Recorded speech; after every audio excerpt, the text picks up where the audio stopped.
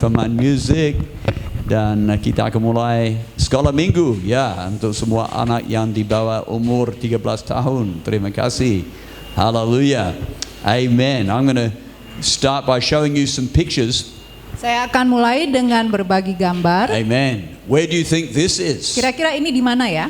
This could be a warung very close to this place. Mungkin saja ada di warung yang dekat daerah area sini. Okay, who likes a bit of, I think this is es cendol. Who likes a bit of es cendol? Siapa yang suka es cendol? Yeah, okay. What is this? I think this is, what is this here? Apa ini namanya sebelah kanan ini ya? Sayur lontong. Lontong sayur, okay. Kalau di bahasa Inggris, sayur lontong. Yeah. Whoops. Okay. What do we have here? Apa ini namanya? Spaghetti.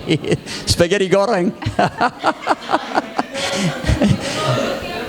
Mie goreng. Okay, macam mie goreng. All right. It looks agak polos, yeah. Yeah, maybe this is good food for Abi. Where's Abi? Yeah, he's getting hungry. Mungkin ini makanan yang enak buat Kak Abi. Okay, and yeah, nasi kuning, we got it. And who wants to go to this place for lunch? Okay. Siapa yang mau ke tempat ini untuk makan siang? The food is very cheap. Karena harganya murah. I think this is maybe 180,000 per piring. Because this is Cafe Batavia. Ini namanya Cafe Batavia. In Perth, Western Australia. Adanya di Perth. Yeah, let's go there for lunch. Ayo kita ke sana nanti buat makan siang. Food is a bit more expensive there. Makanannya mahal di sana. But it was one of our favorite restaurants. Our family would often go there. Tapi salah satu restoran favorit kami, biasanya kami ke sana bersama when we were keluarga. living in Perth. Waktu kami ada di Perth. And we felt like we just wanted to be in Indonesia again. We would go to Cafe Batavia. Kalau kami merasa ingin kembali ke Indonesia, kami akan pergi ke kafe ini. And of course that place is full of Indonesians. Tentu saja kafe ini banyak dikunjungi oleh orang Indonesia. Because everybody wanted a taste of Indonesian food. Karena semuanya ingin mencicipi rasa makanan Indonesia. They felt maybe homesick and they wanted to be back home. Karena mereka mungkin merasa rindu pulang ke Indonesia, makanya mereka ke kafe ini. My family and I love Indonesia, so we would often go there and be joining them. Karena saya dan keluarga sangat suka Indonesia, makanya kami sering makan di kafe ini. It's an interesting fact that many times when people travel, they like to find people from their own culture. Even when they're living overseas, they want to get together. Adalah sebuah fakta yang menarik bila kita berpergian keluar jauh dari daerah kita, kita lebih cenderung ingin bertemu dengan orang-orang yang berasal dari sama dengan kita. People who share their culture. Mereka berbagi mengenai budaya mereka. That will make you feel like you're home again. Yang membuatmu merasa kamu berada di kampungmu lagi. And this is true wherever you go. Dan ini berlaku di mana saja kamu pergi di dunia ini. So in Perth, the Indonesians want to feel like they're back in Indonesia. Jadi contohnya kami kalau di Perth, kami merasa ingin mencicipi suasana di Indonesia. Amen. But the Bible says as believers, we are also like pilgrims. We are forming a colony. Tetapi kalau di Alkitab dikatakan kita juga orang percaya ini seperti seorang perantau ya, di mana kita mencari orang-orang yang sama, masyarakat yang sama dengan kita. We are living in this world, but we actually have a different culture. Kita hidupnya di dunia ini, tetapi budaya kita berbeda dari dunia ini. That as believers we share a common culture. Karena sebagai sesama orang percaya kita berbagi budaya yang sama. And it's the culture of heaven. Dan budaya itu adalah budaya surgawi. So I want to preach about a colony of heaven this morning. Pagi ini saya akan berkhotbah mengenai masyarakat surga. Jesus said, if you're a believer, the kingdom of heaven is within you. Tuhan Yesus berkata, kalau kamu percaya kepada Tuhan Yesus, maka kerajaan Allah ada berdiam di dalam engkau. Hallelujah. How many people the kingdom of heaven is in you this morning? Siapa yang percaya bahwa kerajaan Allah berdiam di dalam dirinya masing-masing pagi ini? We know heaven's a place we are going to go. Kita tahu bahwa surga itu adalah suatu tempat yang mana kita akan pergi nanti. But what Jesus is saying, really the culture of heaven should already be inside you. Tetapi Tuhan Yesus tegaskan bahwa kerajaan Allah itu seharusnya ada di dalam engkau. Amen. Who's looking forward to going to heaven? Siapa yang sudah tidak sabar lagi pergi ke surga? Hallelujah. Amen. But the Bible, with the truth we're going to see is we can experience more of heaven on earth. Tetapi kebenarannya di dalam Alkitab bahwa kita pun dapat merasakan suasana kerajaan surga di dalam dunia ini. And I believe there are people who come to this place because they want to get a taste of heaven. Saya percaya orang-orang yang datang ke rumah Tuhan ini adalah karena mereka ingin mencicipi kerajaan Allah di surga. Just like Indonesians in Perth go to Cafe Batavia to get a taste of Indonesia. Sama seperti orang-orang yang pergi ke Cafe Batavia karena mereka ingin mencicipi rasa Indonesia. Philippians 3:20, Paul says, "Our citizenship is in heaven, and we eagerly await a savior from there, the Lord Jesus Christ." Di Filipi 3 ayat 20 berkata, karena kewargaan kita adalah di dalam surga dan dari situ juga kita menantikan Tuhan Yesus Kristus sebagai juru selamat. Amen. So if we are a colony of heaven, jika kita adalah sekumpulan masyarakat surga, what does that mean? apa artinya? What does it mean to be part of a colony? Apa artinya kita sebagai bagian dari masyarakat surga? Well, we share the same culture, yaitu kita berbagi budaya yang sama. because we share the same values Karena kita mempunyai nilai-nilai yang sama and priorities. dan prioritas yang sama. You've come here this morning, you've made coming to church a priority. Kamu datang pagi hari ini ke gereja karena kamu menempatkan pergi ke gereja adalah prioritas kamu. We've gathered together today Kita berkumpul bersama-sama hari ini to worship God untuk menyembah Tuhan because we recognize that this world is not our permanent home. karena kita menyadari bahwa dunia ini adalah bukan sebuah rumah yang permanen. And we have to remind ourselves Dan kita harus senantiasa mengingatkan diri kita sendiri so that we don't lose that culture, supaya kita jangan kehilangan budaya kita itu. because we're a colony of heaven. Karena kita adalah anggota masyarakat surga. And so the Bible says, in Peter, the Bible says, "Dear friends, I urge you as foreigners and exiles to abstain from sinful desires which wage war against your soul." Dan Petrus mengingatkan di dalam kitab 1 Petrus 2 ayat 11 berkata, "Saudara-saudaraku yang kekasih, aku menasihati kamu supaya sebagai pendatang dan perantau kamu menjauhkan diri dari keinginan-keinginan daging yang berjuang melawan jiwa." So what that is saying is when you're truly born again, you have a different value system. Artinya adalah kalau engkau benar-benar lahir baru, cara pandang atau nilai-nilai yang kamu pandang itu sangat berbeda. In fact, the Bible says if you're truly born again, you cannot continue to live in sin. Dan Alkitab berkata kalau engkau lahir baru, kamu nggak tahan lagi untuk terus saja berbuat dosa. Some people have this idea that as a Christian, the only thing different about you is what you believe in your head. Sesuatu yang berbeda kalau kamu jadi Kristen, yang berbeda itu adalah apa yang ada di dalam pikiranmu, cara pandangmu. This man told me last night, he said, "Yeah, but it's only what we believe is different.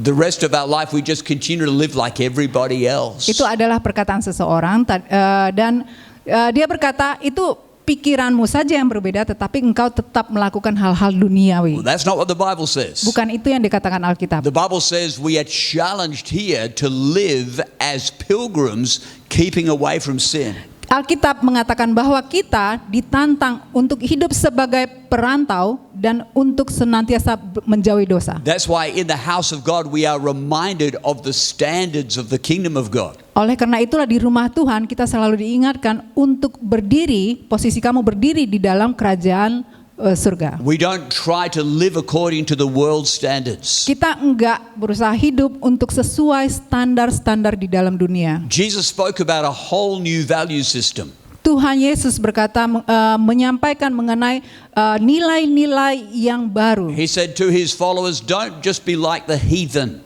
Dia mengatakan kepada murid-muridnya jangan seperti Orang yang tidak percaya. Orang yang tidak percaya.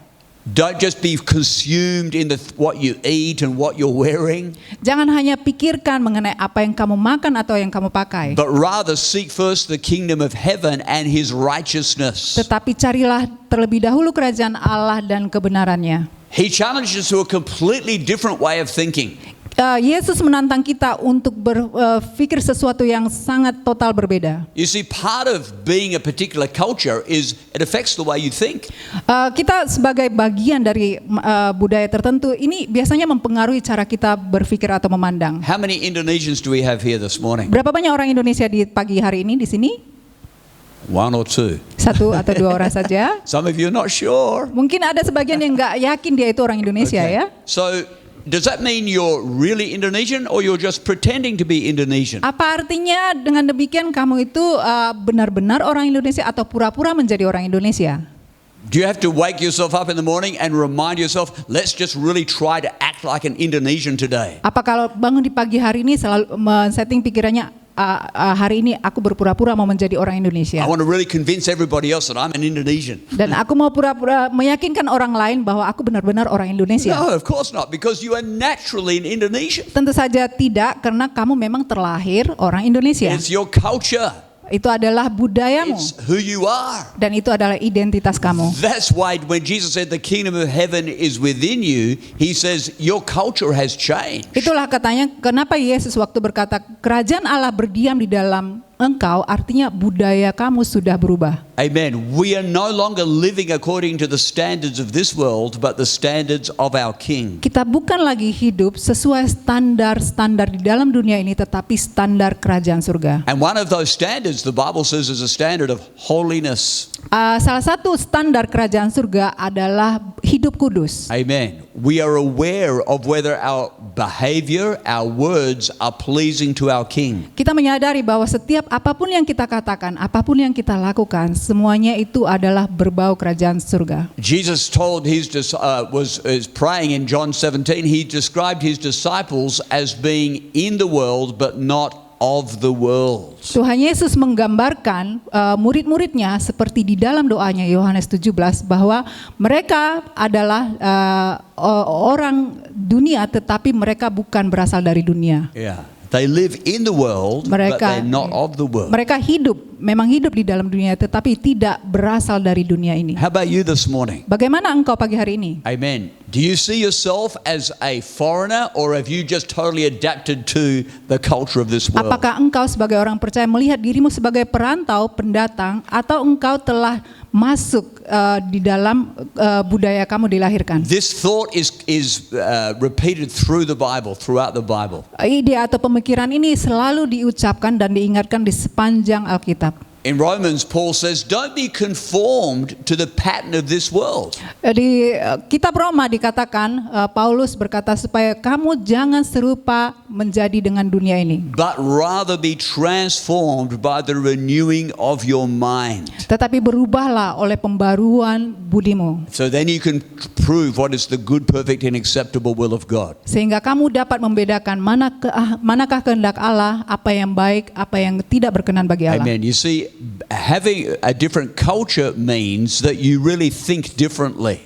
Artinya kalau engkau mempunyai budaya yang berbeda, cara berpikirmu pun benar-benar berbeda. Amen.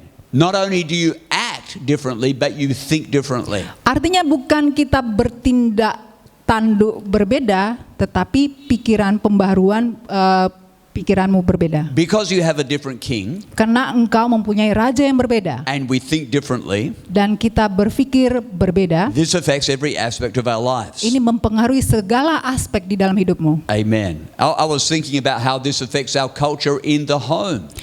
Saya berpikir bagaimana menjadi percaya kepada Tuhan itu mempengaruhi budaya kita di dalam rumah. One of our sisters shared a testimony last night.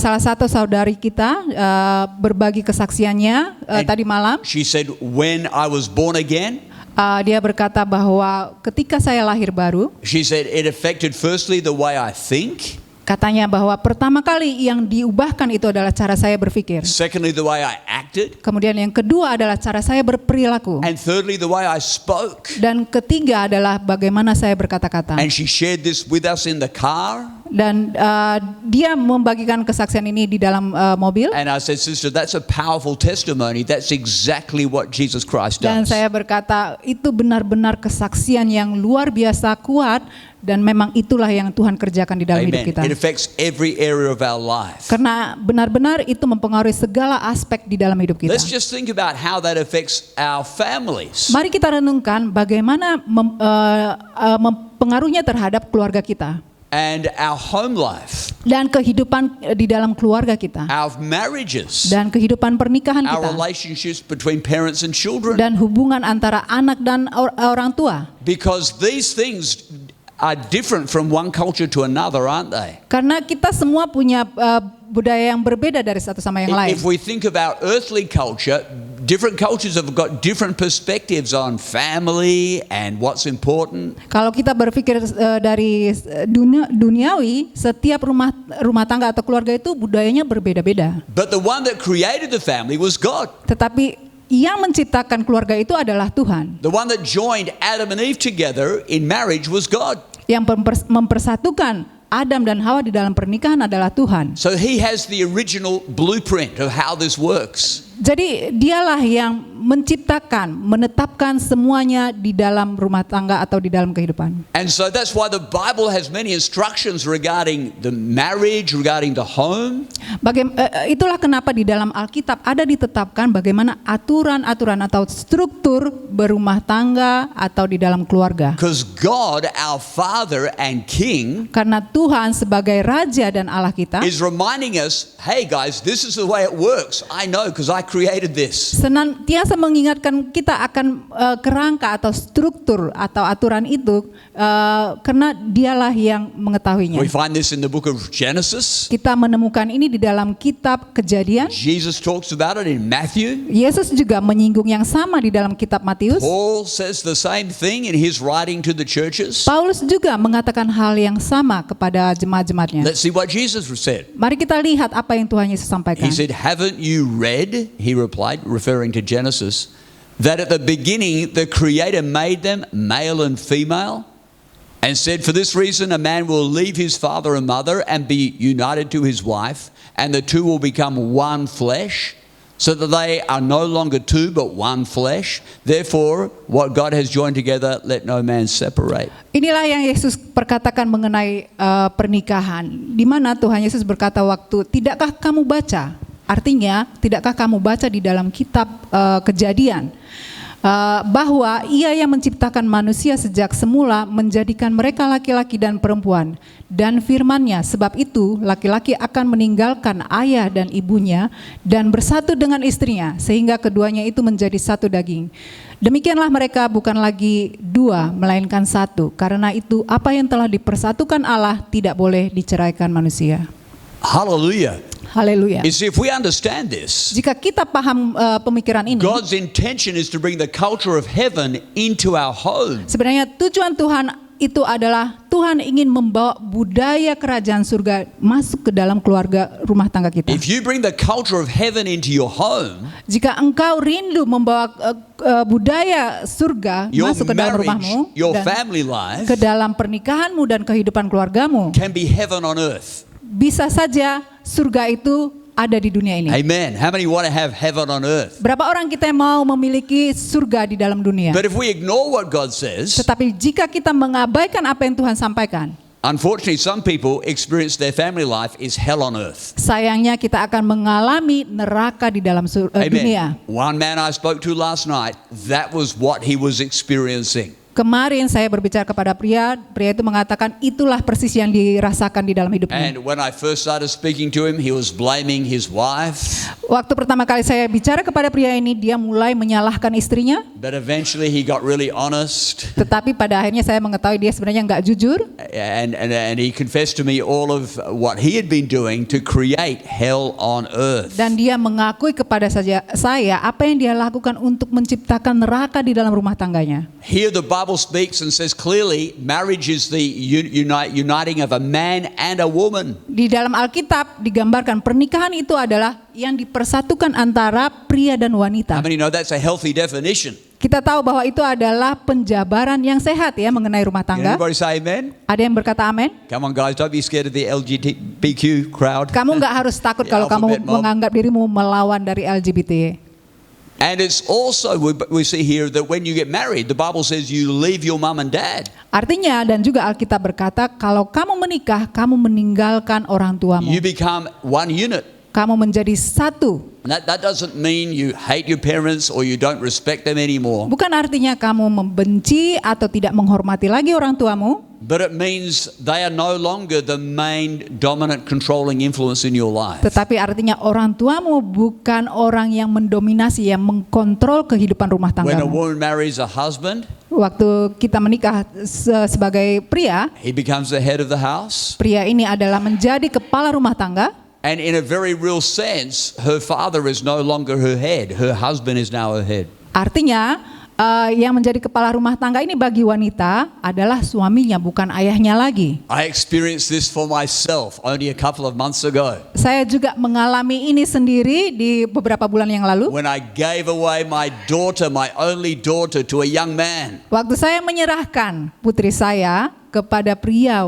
muda, And I remembered this. saya mengingat firman Tuhan And it ini. became very real to me. Dan itu menjadi firman ini menjadi nyata And sekali saya I rasakan. even spoke these words to my daughter and her new husband. Dan saat itu saya perkatakan juga firman ini kepada anak saya, putri saya dan juga suaminya. Because this is a major transition. I said, young man, you are now going to be her provider and protector, not me anymore. Karena ini adalah proses transisi yang besar kepada pasangan baru ini, dan saya katakan kepada suami ini bahwa kamu adalah menjadi orang yang bekerja untuk menyediakan kebutuhan rumah tangga, bukan saya lagi.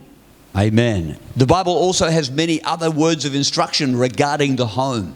Alkitab juga punya konsep atau perkataan yang berbeda menyinggung mengenai rumah tangga. How parents should bring up their children Bagaimana orang tua harus membesarkan anak-anaknya with discipline, with direction. dengan disiplin dan bimbingan. How children should respect and honor their parents. Bagaimana anak-anak harus menghormati orang tua dan mengasihinya. Why are these specific instructions given?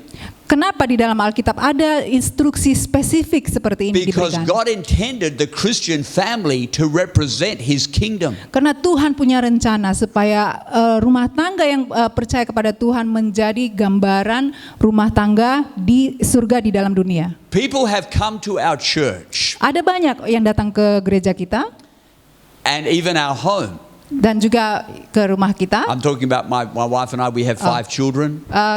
Berkunjung ke rumah pastor dan Ibu Angie, mereka punya anak 5 orang. And I have to say my wife did an awesome job raising our kids. Dan saya harus memuji istri saya telah membesarkan anak-anak saya dengan sangat And luar biasa. people would often comment and say, I can't believe how disciplined your children are.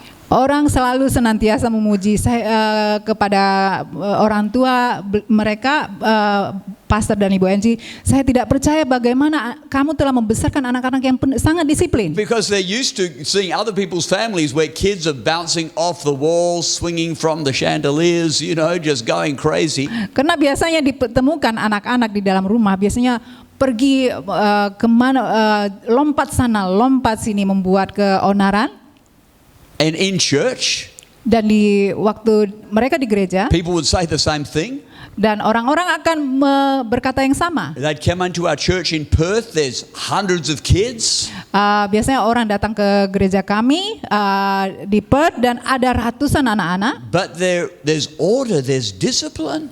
Mereka sangat tertib dan mereka penuh disiplin. And so people are literally shocked when they see that. Sehingga orang-orang waktu melihat perilaku anak-anak ini They sangat see terkejut. husbands and wives are happy. Mereka melihat bagaimana bahagianya pasangan suami istri. Children are happy and secure. Dan anak-anak pun bahagia dan mereka tetap merasa aman. Amen.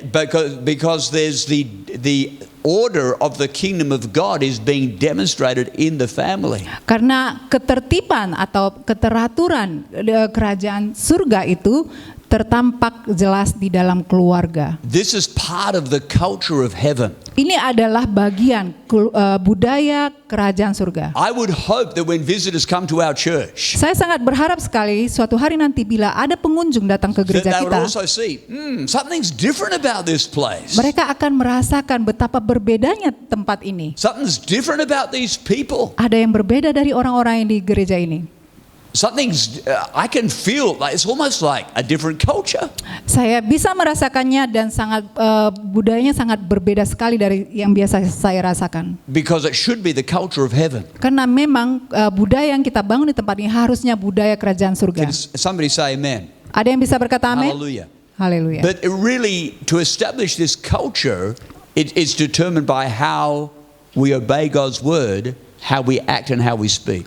Dan bagaimana kita bisa membangun kerajaan surga ini di dunia ini adalah ditentukan bagaimana kita berbicara, bagaimana kita berperilaku.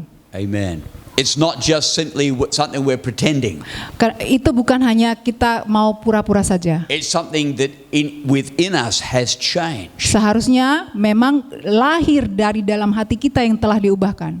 When the Bible says we are citizens of heaven, di mana di Alkitab dikatakan bahwa kita adalah warga negara surga. if you're truly a citizen, Jika engkau benar-benar anggota warga you're not a surga, citizen just because of the color of your skin or the color of your hair, kamu menjadi warga surga bukan karena warna kulit kamu atau warna rambut kamu, but as a citizen we have a government. tetapi sebagai warga surga kita punya pemerintahan. We have a king. Kita ada raja Amen. And we have a different destination. dan tujuan kita pun berbeda. Amen. We have a different standard and a different destination. Standar-standar kita dan tujuan kita berbeda. Recently, how many know there was a bit of a war between India and Pakistan? Mungkin ada beberapa yang sudah tahu belakangan ini ada perang antara India dengan Pakistan. How many know Ada yang about tahu? Berapa banyak yang tahu? It was very quick, right? Sangat cepat sekali And I terjadinya. think it's settled down a bit now. Dan sekarang mulai agak mereda. We have some friends living in Islamabad, Pakistan. Kami punya teman yang tinggal di Islamabad di Pakistan. They are from Australia, Mereka berasal dari but they're Australia, living in Islamabad. tetapi tinggal di Islamabad. And Islamabad was very close to the border, or is very close to the border of India and Pakistan. Islamabad ini terletak dekat sekali dengan perbatasan antara Pakistan dengan So India. last week when the missile started to fly, Minggu lalu waktu rudal diluncurkan, the Pakistani government declared a state of emergency in Islamabad. pemerintah Pakistan menyerukan ada keadaan darurat di Islamabad. So our Australian friends Dan teman kami orang Australia ini thought this would be a good time to make sure that the Australian embassy knows where we are.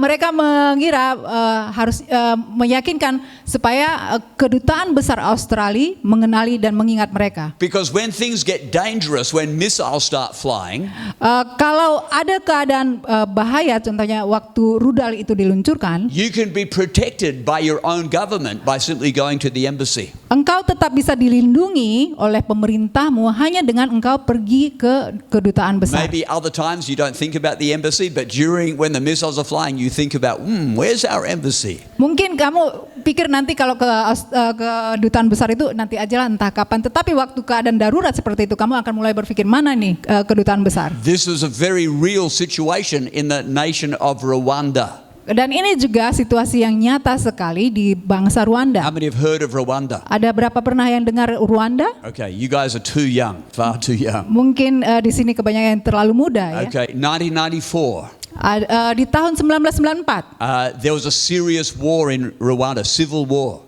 ada perang sipil yang sangat serius di Rwanda. between two main tribes. Di antara dua kubu suku. And there had been friction for a long time, but it broke out into a full war and many people were being murdered. Dan sebenarnya sudah lama sekali gesekan antara dua suku ini, tetapi akhirnya meledak menjadi perang dan banyak orang yang dibunuh. Almost 1 million people were killed in 1 year. Kira-kira ada jutaan orang terbunuh di dalam 1 tahun. And so there are many French people living in Rwanda because it's a French colony. Ada banyak warga Prancis tinggal di sana karena Rwanda ini merupakan jajahan negara Prancis. And some of them were married to local people. Dan orang-orang Prancis ini ada sebagian yang menikah dengan orang-orang But when it lokal. got very violent, the French people ran to their embassy and wanted to be rescued. Dan kalau memang keadaannya semakin gawat, itu mereka langsung berlari ke kedutaan besar untuk mendapat pertolongan. But what was really tragic is many Rwandans, local people, wanted also to be rescued. Tetapi yang sangat tragisnya adalah orang lokal pun ingin mendapat pertolongan yang sama. So they also tried to get into the embassy, Mereka juga minta pertolongan ke kedutaan besar ini, but the French refused them. tetapi mereka ditolak. They said, no, sorry, you're not French citizens. Kenapa? Karena mereka dianggap bukan warga negara Prancis. Some of them were married to French people, Bahkan ada yang sudah menikah dengan warga Prancis juga but ditolak. that didn't make them a French citizen. Itu tidak membuat mereka menjadi otomatis warga Prancis. So tragically, they were refused from the embassy, Dan sangat tragis karena mereka pun harus ditolak oleh kedutaan besar. and many of them were slaughtered Dan banyak yang dibunuh because they could not find a place of safety. karena mereka tidak mendapat perlindungan. This was very tragic. Ini sangat tragis. And even today, it's still a very controversial issue within the French government. Bahkan sampai hari ini pun masih menjadi sebuah cerita yang kontroversial antara pemerintah Prancis dengan Rwanda. How many remember the Vietnam War? Berapa banyak yang masih ingat perang Vietnam? All you guys with your hands up? Coba tolong angkat tangannya. You're all old. Berarti artinya yang angkat tangan itu udah tua. Yeah, so, and some of you have just read books, right? Mungkin ada yang taunya dari baca buku. A communist, the North Vietnamese were a communist, Di utaranya Vietnam itu adalah golongan and komunis. they invaded the South. Dan dari utara menyerang atau menjajah ke bagian selatan. And many people began to flee from the South, Dan banyak orang yang kabur dari daerah selatan ini. and the American army were there, Dan pasukan Amerika juga And- ditempatkan di sana. and many Aussie soldiers as well. Dan juga pasukan atau prajurit dari Australia. And as the South began to fall into the hands of the communists, Saat daerah selatan ini jatuh ke tangan komunis, the American military were sending in helicopters to rescue people from the embassy. maka militer Amerika dikirim ke bagian selatan Maybe pakai helikopter Some untuk of you perhaps have menyelamatkan. seen photos, some very orang-orang. famous photos from this. I should have got some tonight. Mungkin ada sebagian yang melihat foto-fotonya yang sudah beredar dan sangat banyak dikenal. And with these huge helicopters, they rescued 7,000 people from the embassy. Dan dengan helikopter yang besar ini diselamatkanlah ada 7.000 orang diselamatkannya dari kedutaan besar Amerika. And the American government was saying, hey, you can just, if you're wanting to flee, just come. You're welcome to America. Dan pemerintah Amerika mengatakan kalau engkau mau lari dari Vietnam, silahkan datang karena engkau disambut di Amerika. And even in Australia at that time, we received many refugees from Vietnam. Dan pada saat itu juga di Australia kami banyak menerima pengungsi-pengungsi dari Vietnam. Because the position of the government was, guys, sure, if you don't want to be communist, come, you can be an Australian citizen. Karena posisi dari pemerintah pada saat itu menganjurkan kalau kamu tidak ingin menjadi komunis, kamu diterima untuk menjadi warga negara Australia. That's why we have so many Vietnamese living in Australia. Oleh karena itulah sekarang kita bisa banyak melihat orang Vietnam tinggal di Because Australia. they were fleeing from communism Karena mereka kabur, melarikan diri dari komunisme and they became Australian citizens. dan menjadi warga negara Australia.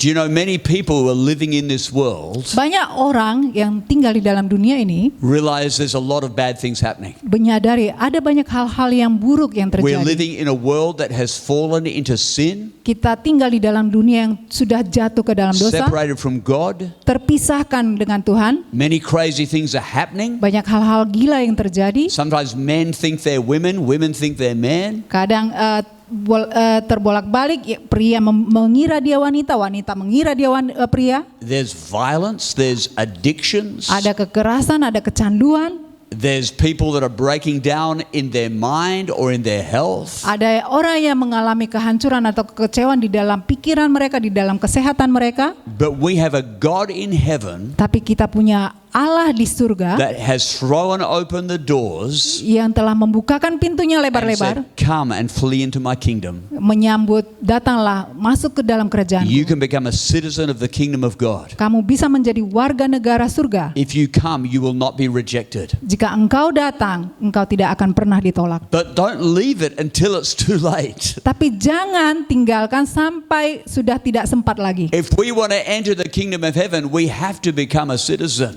Kalau kita menyatakan masuk ke dalam kerajaan surga, artinya kita adalah warga negara surga. This doesn't involve changing your skin color or your hair color. Ini tidak membuat kamu harus merubah warna kulit kamu, merubah warna rambut kamu, But it involves changing your heart. tapi melibatkan perubahan hatimu. And that's why Jesus said, unless you are born again, you cannot see the kingdom of heaven. Itulah kenapa Yesus berkata, kalau kamu tidak dilahirkan, tidak lahir baru, kamu tidak akan dapat melihat kerajaan surga. When you are born again, you gain a new citizenship and a new culture. Ketika kamu lahir baru, kamu memperoleh warga negara yang baru dan budaya yang baru. God is your protector. Tuhan adalah pelindungmu. The heaven and the presence of God fill your life, Surga dan hadirat Tuhan memenuhi hidupmu, fill your home, memenuhi rumah tanggamu, and become a great blessing. dan menjadi berkat yang luar biasa. And God's intention is that people that come and see that will also want to become citizens of heaven. Maksud Tuhan adalah supaya orang-orang banyak melihat keadaan rumah tanggamu dan akhirnya mereka mau menjadi warga negara surga. Simply coming to church does not make you a citizen of heaven. Kalau kamu hanya dengan datang saja ke gereja, bukan membuat kamu secara otomatis menjadi warga negara surga. Even some people think becoming a church member will make them a citizen of heaven. Kadang-kadang ada orang berpikir kalau dia menjadi anggota gereja, dia berpikir dia menjadi anggota kerajaan surga. But it doesn't. Tapi itu tidak benar. You have to actually have a relationship with the king. Kamu harus benar-benar mempunyai hubungan dengan sang raja. And the king's name is Jesus. Dan raja itu namanya Yesus. He loves us. Dia mengasihi kita. He promises to receive us Dia berjanji untuk menerima kita if we receive him. kalau kita menerima dia. But if we deny him, Kalau kita menolak dia, we are still shut out of the kingdom. kita masih tertutup pintu untuk kerajaan surga. Amen. Let's bow our heads this morning. Mari kita tundukkan kepala.